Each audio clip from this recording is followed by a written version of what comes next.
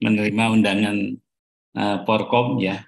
Tentu apa yang dikatakan oleh Prof. Menaldi ini adalah sesuatu yang menggugah kita semua para anak muda ya seperti saya. Karena saya putihnya belum semua nih. Prof. Johansyah mohon sekali untuk memberikan tanggapan ya. Beberapa tulisan Prof juga sudah ada menulis tentang ya sedikit isi daripada RU ini. Saya persilakan Prof.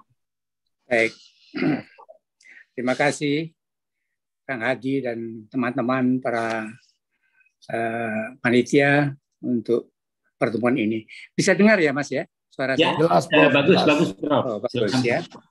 Baik, boleh saya share screen ya Mas ya? Boleh, bisa, sudah bisa. Share screen. Jadi silakan Prof. Oke. Ya. Sedang berjalan.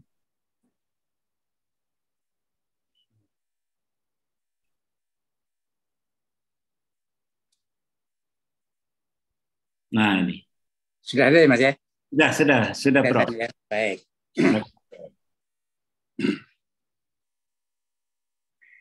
Jadi saya beberapa waktu ini mendengarkan beberapa tayangan ya dari Kang Hadi, baik dari Profesor Menaldi, Dr. Iqbal Mukhtar, Profesor Zainal Mutakim, yang semuanya itu menurut saya sangat penting ya dan bagus-bagus.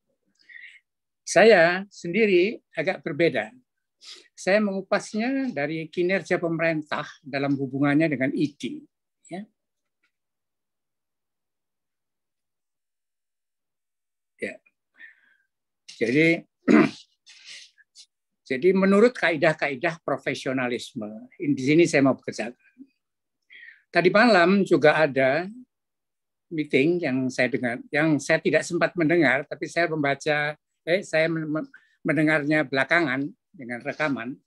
Itu juga Dr. Zainal membuat resume ya tentang profesi dokter yang tidak sama dengan organisasi buruh dan lain-lain, yang tidak dimengerti oleh pemerintah maupun tokoh-tokoh awam.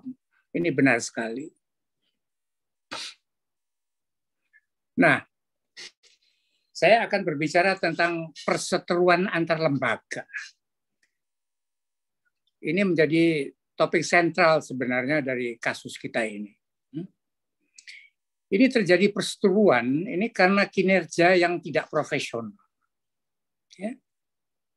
Pola pikir yang tidak rasional. Ya. Tidak bisa membedakan kepentingan publik dan kepentingan ilmiah di satu pihak, ya, dan kepentingan pribadi dan kelompok di lain pihak. Jadi ada kanan dan kiri begitu. Yang kiri itu kepentingan publik dan kepentingan ilmiah sama. Yang kanan itu kepentingan pribadi dan kelompok di lain pihak. Memang ini perlu saya sampaikan ya, agak sedikit mendasar ya. Tapi mungkin ada gunanya, ada kaitannya. Kemudian yang disebut profesional itu apa? Karena saya meninjaunya dari segi profesionalisme, sedikit saja saya sampaikan bahwa cara kerja profesional itu adalah cara yang diperlukan untuk bekerja di kantor. Ya. Intinya ada sistem, ada standar operating procedure, SOP, ya. Ada pola pikir rasional, ada tata tertib, disiplin, dan konsistensi. Ini sekilas saja. Nah, yang saya akan sampaikan lebih panjang, yaitu tentang pola pikirnya. Pola pikir yang penting sebenarnya ada 4 pola pikir. Tetapi yang saya akan sampaikan di sini hanya 2 saja, yaitu pola pikir emosional dan yang rasional. Apa itu? Pola pikir emosional itu suka tidak suka, kagum, benci, hormat, menghina, sayang, percaya, dan lain-lain. Ini banyak digunakan untuk kinerja kepentingan pribadi dan kelompok. Ya. Jadi ini dipakai, berguna, tapi lebih banyak untuk kepentingan pribadi dan kelompok. Pola pikir yang kedua yang saya sampaikan itu pola pikir rasional. Ini mempertanyakan apakah itu benar atau salah, berguna atau tidak berguna, penting atau tidak penting. Nah, 3 unsur ini, benar, berguna, dan penting, ini menjadi komponen dari berpikir rasional. Nah, pola pikir rasional ini dipakai untuk ilmu, untuk kebijakan publik yang tidak memihak kelompok kepentingan, ya, atau mereka yang mau maju. Jadi terkait dengan undang-undang ini adalah kebijakan publik yang tidak memihak kepentingan kelompok kepentingan. Saya teruskan. Menanggapi kasus Dr. Terawan yang secara emosional, ini menurut saya penting. Itu dimulai dengan sanksi MKEKID kepada Dr. Terawan. Pemerintah dan tokoh masyarakat membela mati-matian Dr. Terawan. Presiden diberi pesan ID agar tidak memilih Dr. Terawan untuk Menkes karena bermasalah etika, tidak digubris. Ya, itu memang hak prerogatif presiden. Tapi ini adalah tanda hubungan partnership dengan ID itu mulai tidak baik. Ya. Dr. Terawan sebagai Menkes menunjuk anggota konsil tanpa menggunakan calon dari ID. Konsil tunjukkan Terawan ini dilantik presiden. Sampai dibawa ke MK dan baru konsil ini diganti. Ini tandanya lagi hilangnya partnership antara pemerintah dengan ID. Ya, dari tindakan presiden itu. Lalu memusuhi ID, mengalir kesaksian para pejabat, tokoh politik, kalau pengobatan Terawan itu hebat, berhasil. Bertubi-tubi hujatan fitnah asal tuduh kepada ID sebagai superpower berkuasa dari hulu hingga hilir. PDSI timbul, langsung disahkan oleh Menteri Hukum dan HAM.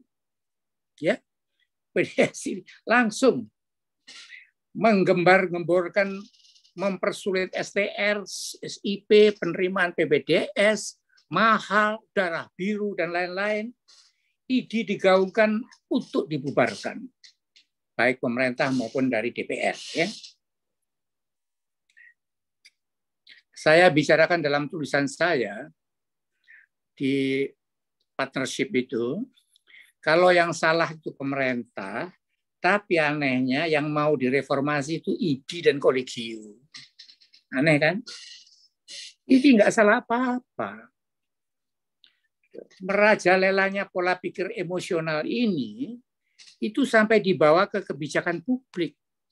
Jadi permusuhan ini itu dasarnya adalah pemikiran emosional yang berkembang biak itu. Nah, permusuhan antar lembaga. Permusuhan antar lembaga di negeri ini rupanya sudah membudaya.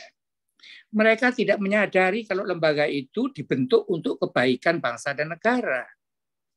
Bukan untuk kepentingan lembaga itu sendiri atau kelompok-kelompok tertentu. Dulu ada perseteruan antara KPK, polisi, dan Pansus DPR.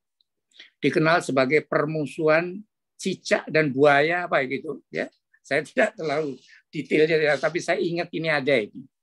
Itu berjalan bertahun-tahun. Nah sekarang pemerintah berseteru dengan organisasi profesi, mau menghilangkan peran kemandirian profesinya. Pemerintah mau ambil alih. Ini suatu kesalahan. Tidak boleh ada perseteruan, permusuhan antar lembaga yang serba emosional, ya. Terus, sorry. You are sharing screen, oke. Yang mana ya? Kok hilang?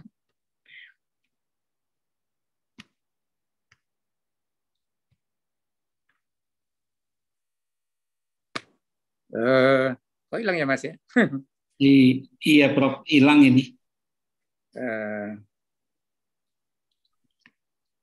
Nggak tahu apa salah saya ini ya. Mungkin Iya, filenya Prof. di Prof. Filenya mungkin dibuka lagi, Prof. Dibuka ulang. Atau di stop dulu, dipasang lagi ya. Iya, mungkin, Prof. Saya stop, kemudian saya pasang lagi ya screen. Kemudian oke. Go to application.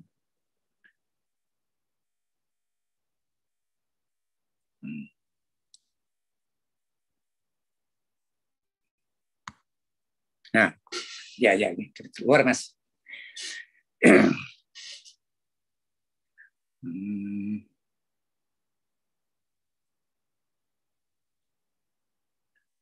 Nah, oke. Oke. Jadi sekarang pemerintah itu sudah dengar kembali, Mas ya? Halo? Sudah, Prof. Bisa mendengar, Mas? Tidak Dengar, kelihatan? Prof. Cuman slide-nya Bisa, Prof. Mendengar suara, suaranya, tapi Prof. slide-nya belum, Prof. Bisa ya? Slide-nya suaranya belum kurang? keluar, Prof.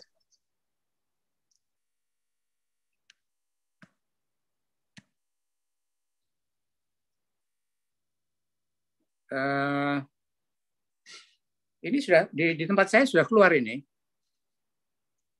Tapi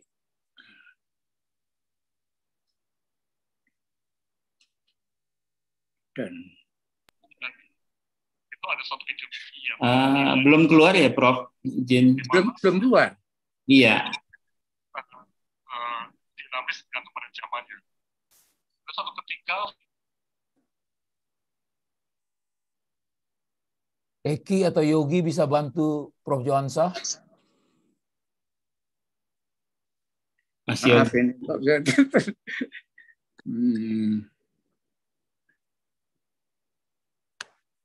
Yogi, Eki, bisa dibantu Prof. Johansa?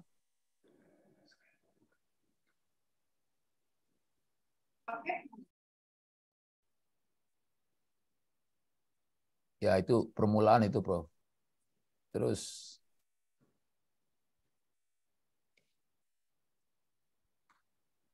Tinggal file. Nah, sudah, Prof. ya sudah, Prof. Ya. Baik. Terima maaf. Tidak terlalu pinter sebenarnya untuk main ginian ini. Baik. Jadi sekarang pemerintah berseteru dengan organisasi profesi mau menghilangkan kemandirian profesinya. Ya. Jadi menurut saya tidak boleh ada perseteruan permusuhan antara lembaga yang serba emosional ini dan lembaga-lembaga itu dibutuhkan oleh bangsa. Itu. Ya.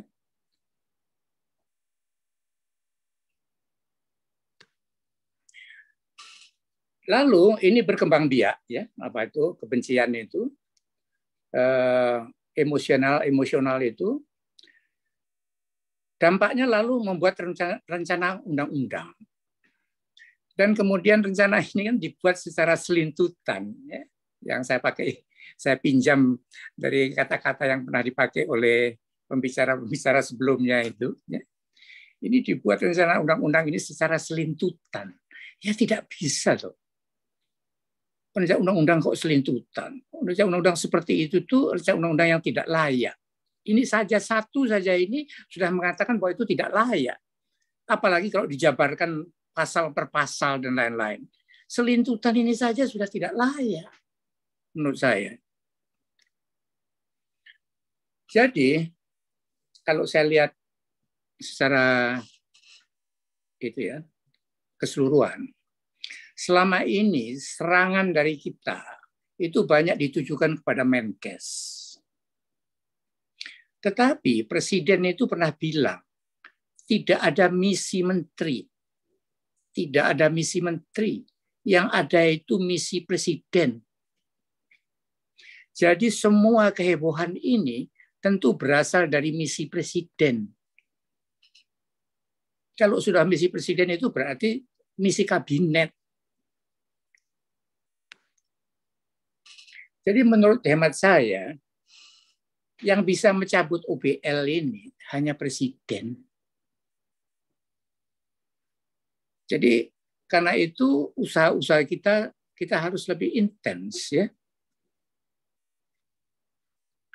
Untuk memulihkan partnership pemerintah dengan organisasi profesi ini, dan mari kita bekerja lebih rasional. Ini salah satu pemikiran saya, ya. Jadi induk dari semua masalah ini adalah hilangnya partnership menurut saya. Kalau partnership itu ada, beres semua, kita bisa tanya apa yang salah, seperti yang dikatakan Profesor Menaldi tadi. Kalau memang ada yang kurang, tunjukkan mana yang kurang, nanti kita perbaiki. Mau yang diperbaiki itu bagaimana? Itu ada dialog, ya. Kalau partnership itu ada. Sekarang partnership tidak ada, ya gini, teman-teman di medsos, ya, saling mengatai dan segala macam, yang ini yang kurang, yang ini yang tidak betul. Tapi itu di medsos, bukan di dalam forum resmi antara dua badan yang bekerja sama.